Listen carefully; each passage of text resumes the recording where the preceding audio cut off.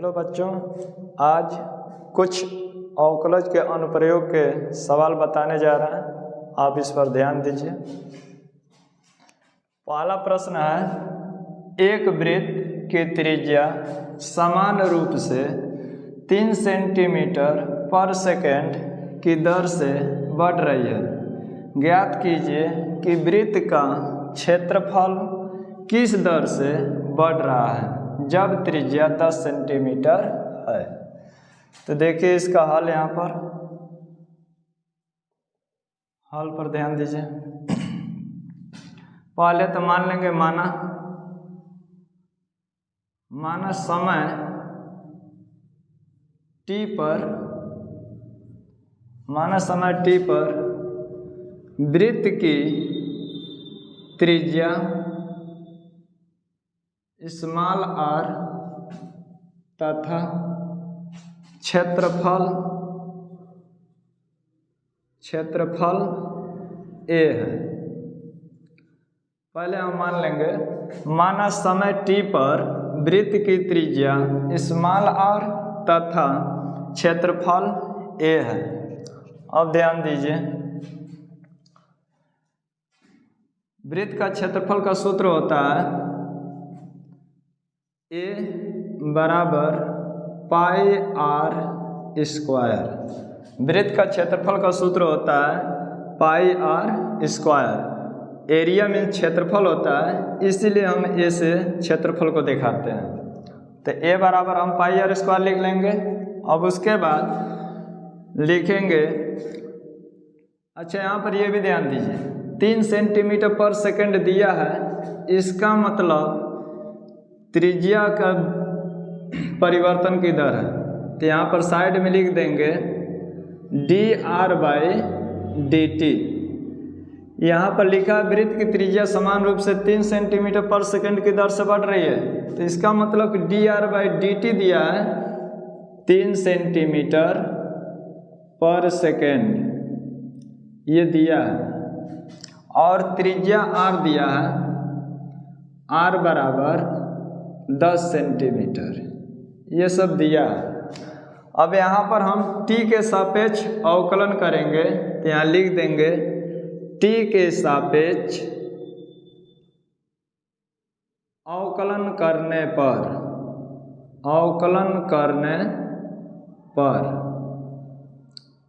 तो देखिए यहाँ पर लिखेंगे dA/dt इक्वल पाई गुणांक को शुरू में लिख देंगे into d/dt into r square. ये पाई गुणांक है, इसलिए हम उसको शुरू में लिख दिए हैं।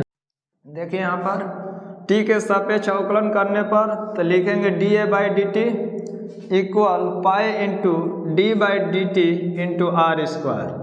अब r स्क्वायर का अवकलन करेंगे तो ये जो 2 घात है वो शुरू में आ जाएगा। तो लिखेंगे 2 पाई, और एक घात घटता है तो 2 में से 1 घटा देंगे तो r पर 1 घात हो जाएगा। तो 1 घात लिखना जरूरी नहीं है, सिर्फ r लिख देंगे। और ये भी ध्यान दीजिए, r का t के सापेक्ष जब अवकलन कर रहे हैं तो इसमें dr/dt लग जाएगा, dr/dt लग जाएगा। अब देखिए 2 पाई, r का मान यहाँ पर दिया है 10 सेंटीमीटर, तो इस r को हम r का मान यहाँ पर रख देंगे 10 गुणित dr/dt का मान यहाँ पर देखिए 3 सेंटीमीटर पर सेकंड दिया है, यही 3 सेंटीमीटर यहाँ लिख देंगे। उसके बाद इसको लिख सकते हैं इसके अनुसार। देखिए यहाँ पर क्षेत्रफल दिया है, तो क्षेत्रफल का मात्रक वर्ग के रूप में होता है, तो लिखेंगे सेंटीमीटर स्क्वायर। अब प्रति नीचे दिया है बटा में समय का मात्रक सेकंड होता है, तो यहाँ पर सेकंड लिख देंगे। तब देखिए यहाँ पर गुणा करेंगे तो 10 × 30 और 30 दूनी 60, 10 × 30 30 दूनी 60 पाई सेंटीमीटर स्क्वायर पर सेकंड।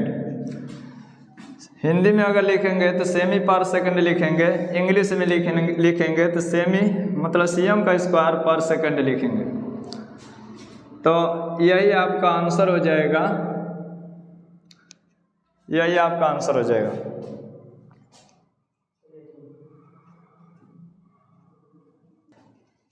प्रश्न नंबर 2 देखिए।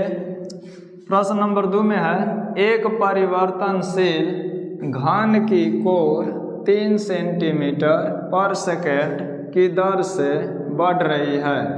घन का आयतन किस दर से बढ़ रहा है जबकि कोर 10 सेंटीमीटर लंबी है। तो इसमें देखिए घन का यहाँ पर सूत्र लगाएंगे। तो देखिए पहले तो मान लेंगे माना